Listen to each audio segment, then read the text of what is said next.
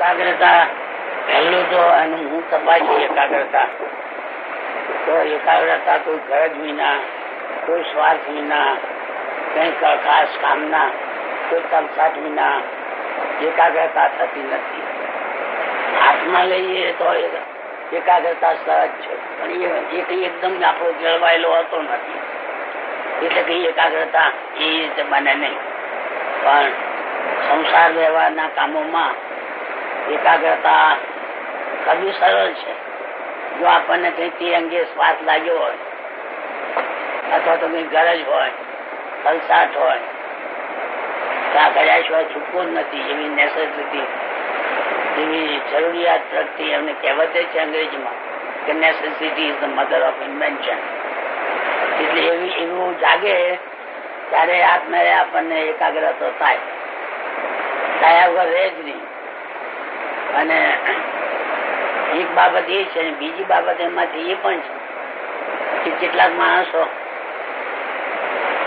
ધીરજવાન જે છે કે જે પરિસ્થિતિ મળી છે એ પરિસ્થિતિ આપણા પોતાના વિકાસ માટે જ છે એમ સમજીને જે સ્વીકારે અને જેને એના માટે સ્વાર્થ છે તેને તો એકાગ્રતા થાય.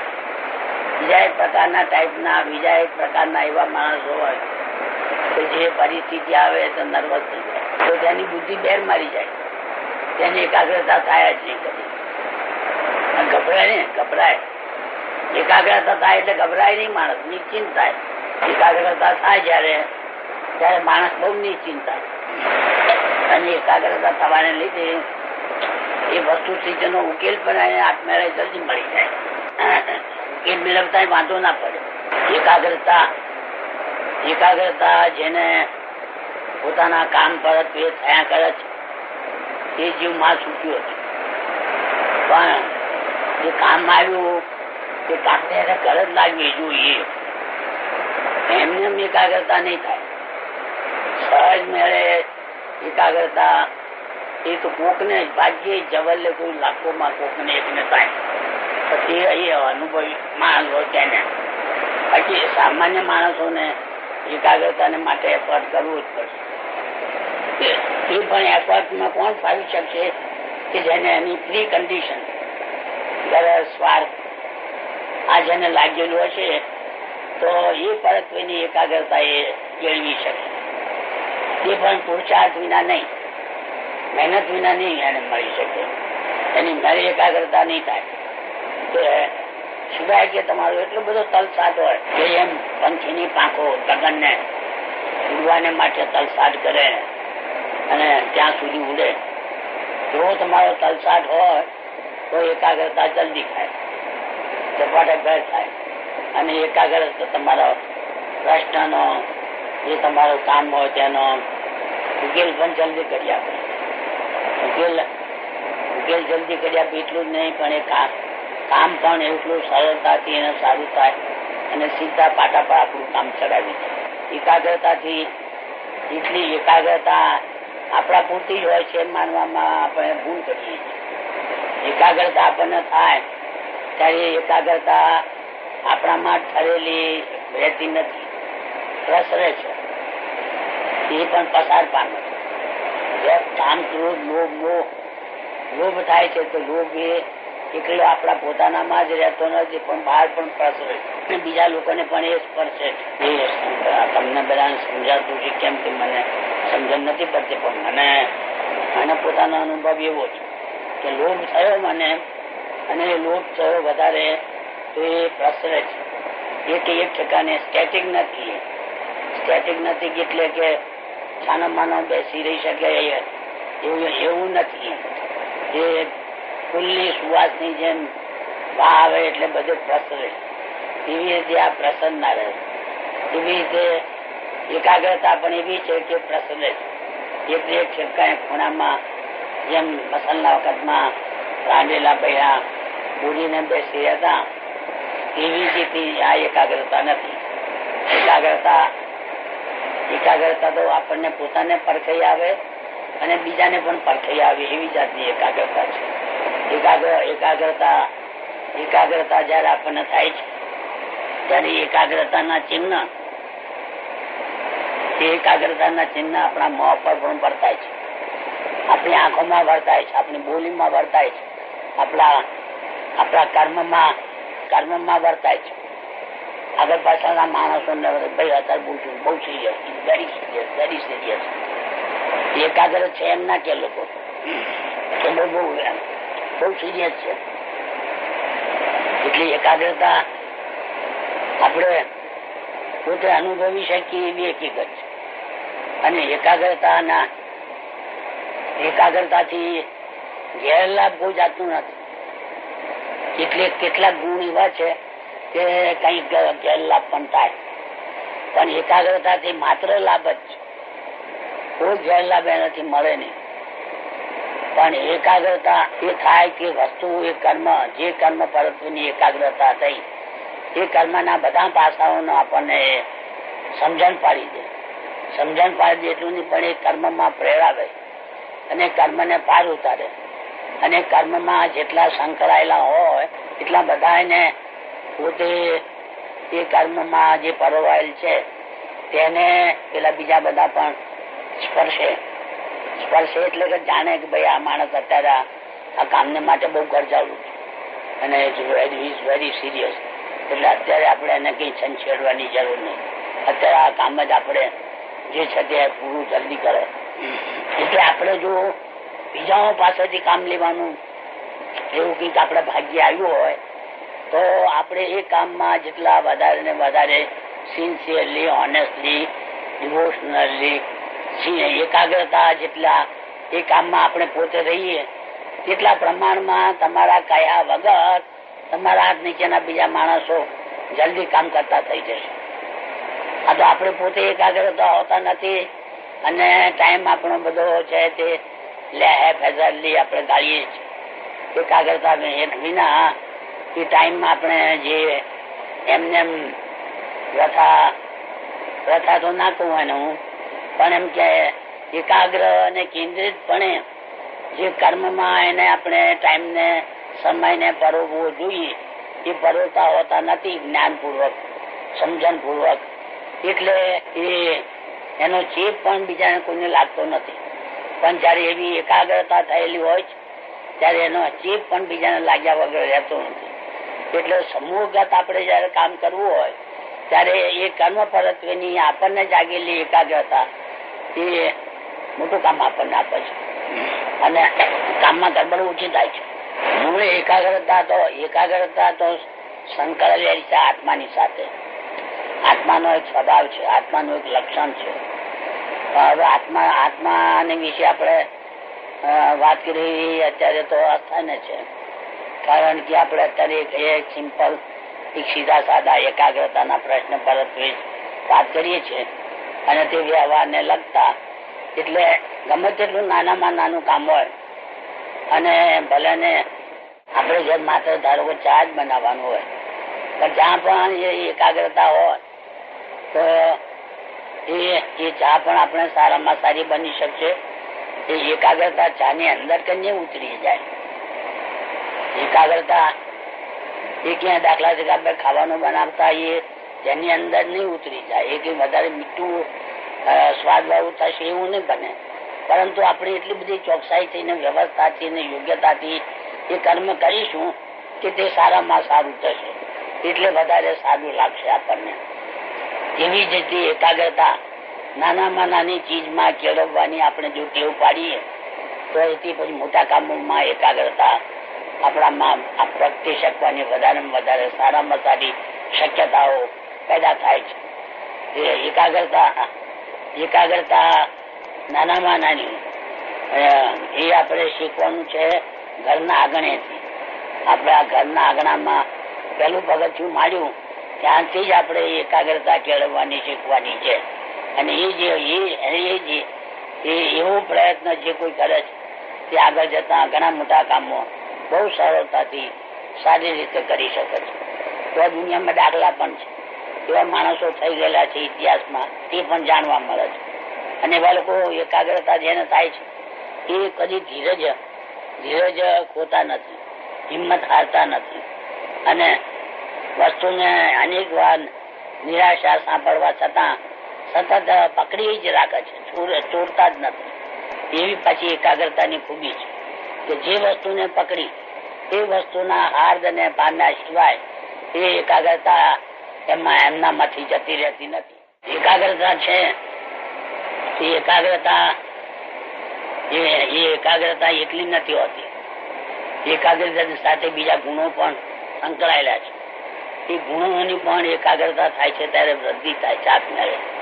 જેમ આપણા કુટુંબમાં છે કે કોઈ એક માણસ પૈસાદાર, મોભાદાર કે ભગવાળો થયો તો એને કોઈને કોઈ રીતની અસર આપણને થયા વગર રહેતી નથી, અથવા તો એની ઓછ આપણને મળ્યા સિવાય રહેતી નથી, અથવા તો એની મદદ આપણને મળ્યા સિવાય રહેતી નથી.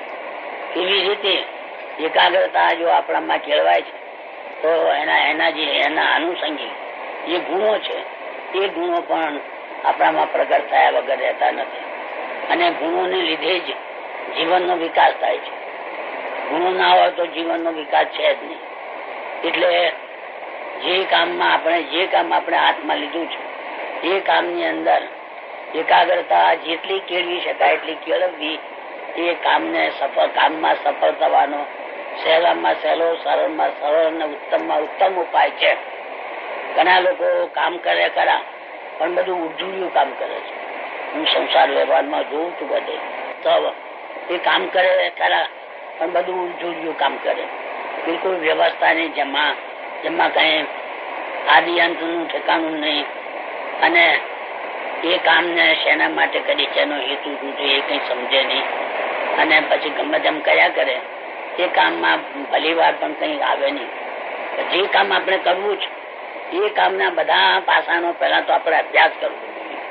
અને એ બધા પાસાનો અભ્યાસ કરી અને તેથી એક પાસાની આપણે તૈયારી કરવી ઘટે. અને તૈયારી માત્ર માનસિક નહીં, કર્મમાં સક્રિય તૈયારી એ બધી થવી જોઈએ.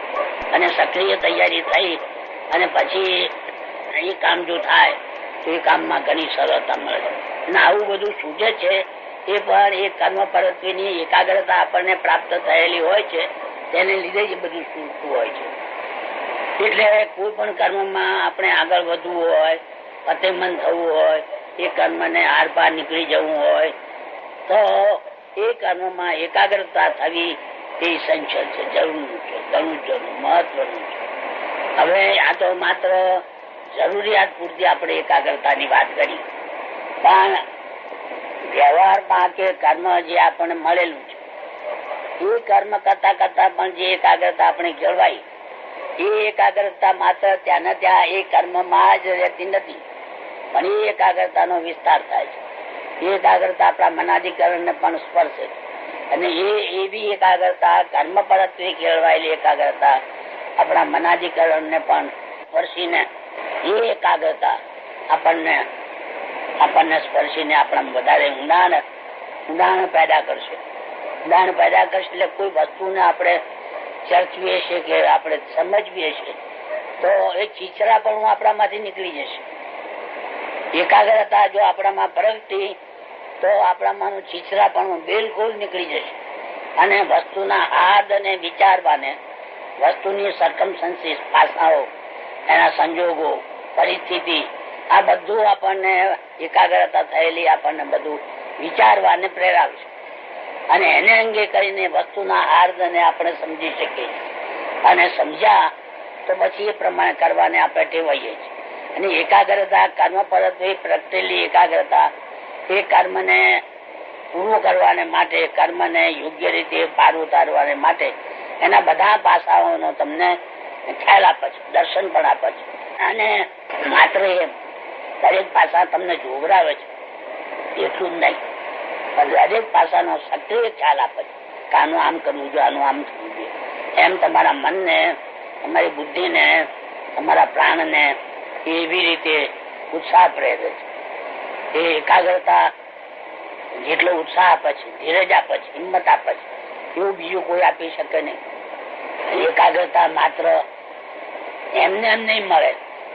જેને એવી ઝંખના છે, જેને એવી લગ્ની લાગેલી છે, જેને પોતાના કામમાં જેને મન પરોવે ગયેલું છે, દાખલા તરીકે આપણે દ્રોણ શીખવાડતા હતા દુર્યોધન ને, કૌરવોને ને પાંડવોને પોતાના હત્યાની કળા શીખવતા હતા, પણ અર્જુન ને જે આવડ્યું છે દુર્યોધન ને બીજા બધાને નહીં આવડી છે. કારણ કે અર્જુન ને ખાંખાત હતી બાબતની, ઝંખના હતી શીખવાની, એને મનમાં ઉમંગ હતો, ઉત્સાહ હતો કે આ મારે શીખી લેવું, એવું બીજા બધા નતું. એટલે એ તો પેલા પક્ષી એક મૂકેલું મહારાજે દ્રોણાચાર્ય ઝાડ ઉપર, અથવા તો પક્ષી હશે તો ભાઈ આ પેલા પક્ષી તમારે વીંધવાનું છે, ત્યારે બધા એને પૂછે દેખાય છે તમારે ત્યાં આમ તેમ, બધું બધા કોઈ જવાબ નતો આપે. અર્જુન ક્યાં એક જ દેખાય છે મને, બધે એને એ પક્ષીને વીંધી નાખીએ, બીજા બધા હારેલા. ત્યારે એકાગ્રતા છતી પોતાનામાં નિશ્ચય શક્તિ પ્રેરે, અડગતા પ્રેરે છે, મકુટતા પ્રેરે છે, ધીરજ પ્રેરે છે, પ્રેરણા પણ આપણને આપે છે, હિંમત આપે છે, ધીરજ આપે છે, બીજા બધા ગુણો પણ એકાગ્રતા આપણને પ્રેરે છે તે કર્મમાં. જો સાચી એકાગ્રતા આપણને થઈ હોય તો. અને એકાગ્રતા ક્યારે થશે કે કર્મ પરત્વે તમને ખરેખર હૃદયનો સ્વાર્થ જાગેલો હશે, ખાંખાત જાગેલી હશે, ઉદ્યમ જાગેલો હશે તો થશે, નિકલ નહીં થાય. એ વાત પણ એટલી સાચી. એકાગ્રતા અનેક પાસાઓથી વિચારી શકાય. આપણે તો આ વ્યવહાર પૂરતું જ એકાગ્રતા લઈને વાત કરી, એનાથી બીજા ઉચ્ચ પ્રકારની ઉર્ધ્વ પ્રકારના એકાગ્રતા શું કામ કરે તે વિશે અત્યારે આપણે ચર્ચ્યું નથી, વિચાર્યું નથી. કારણ કે પ્રશ્ન એમનો એટલા પૂરતો સીમિત એટલે કે જાણવું છે ને આગળ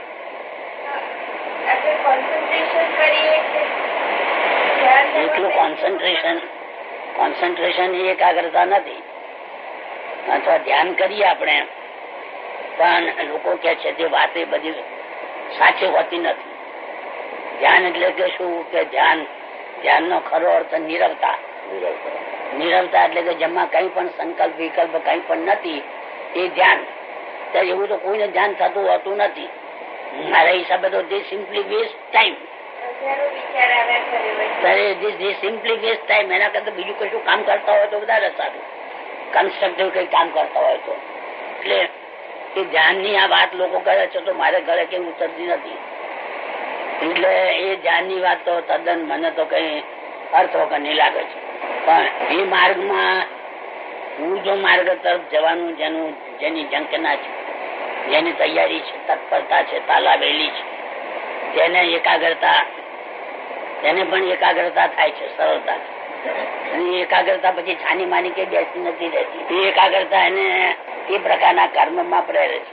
તો પછી આગળની વાત થઈ. પણ આ ધ્યાન વગેરે લોકો કે છે કે લગ્ન લાગ્યા સિવાય તમને કદી એકાગ્રતા થાય નહીં. લગ્ન લાગે તો જ એકાગ્રતા થાય. તેવી રીતે લગ્ન લાગ્યા સિવાય એકાગ્રતા થાય ને, એકાગ્રતા થાય નહીં તો ધ્યાન પણ થાય નહીં.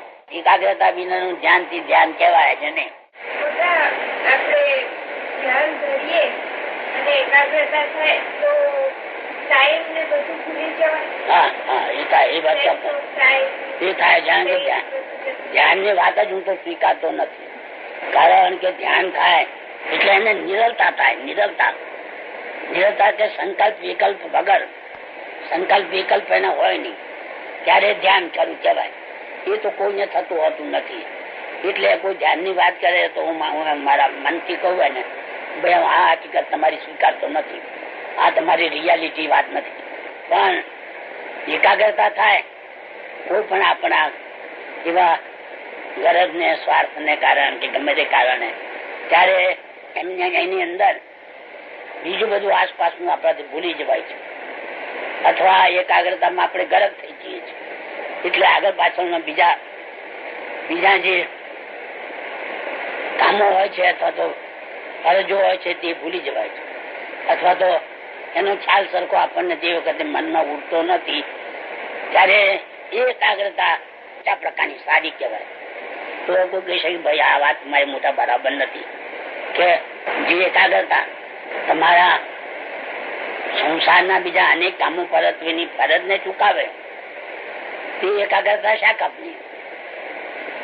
આવો તમને એક સવાલ પૂછેલો છે મેં એને જવાબ આપ્યો કે ભાઈ આપણે સંસારમાં રહેલા છે, સંસારના કર્મ કરવાના છે, ત્યારે જે વખત આપણે ધ્યાનમાં બેસતા આવીએ ત્યારે તેટલા વખત પૂરતું આપણે ધ્યાનની જ અંદર જેમ આપણે કર્મ કરવા બેઠા ઓફિસમાં ત્યારે કર્મમાં જ આપણે ચિત્ત પરોવીએ છીએ અને કર્મ સિવાય બીજાના વિચાર આવે તો ભાઈ હમણાં ની પછી હમણાં આ કર્મના જ વિચારો આવવા દો, આ કર્મ જ કરવા દો.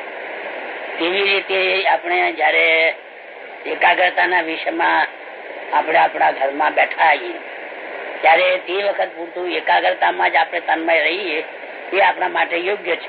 અને તન્મય થઈએ એટલે તેટલા કાળ પૂરતા આપણે બીજા બધાને ભૂલી જવાય કે એનું મહત્વ ઊંચું થઈ જાય.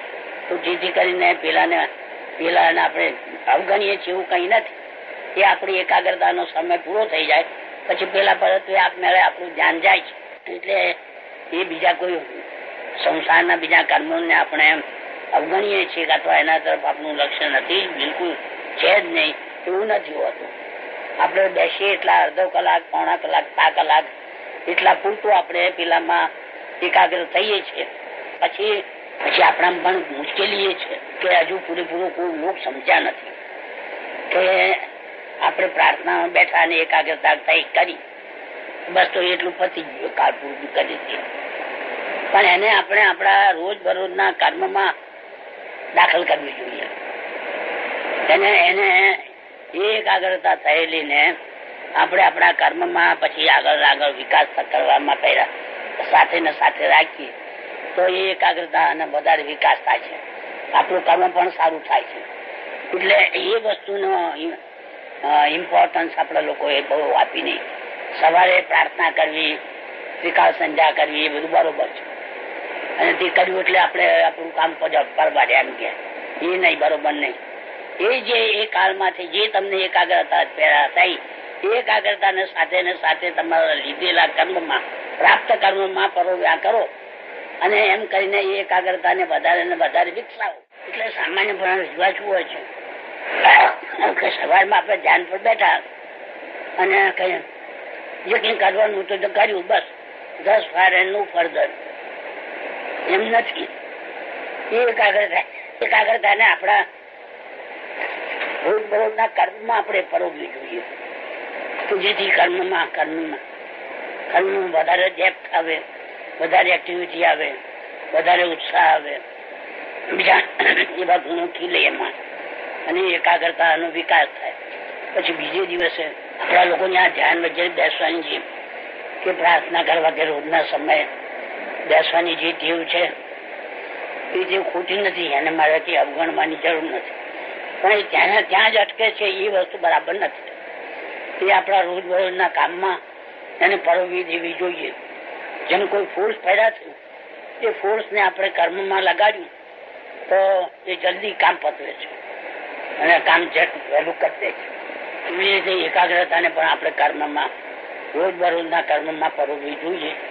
એ આઈડિયા આપણા એ જાતનો વિચાર આપણા શાસ્ત્રકારોએ, આપણા વિદ્વાનોએ, સંન્યાસી મહાત્માઓએ સમાજને આપ્યો નથી એવું મને એમ લાગે છે.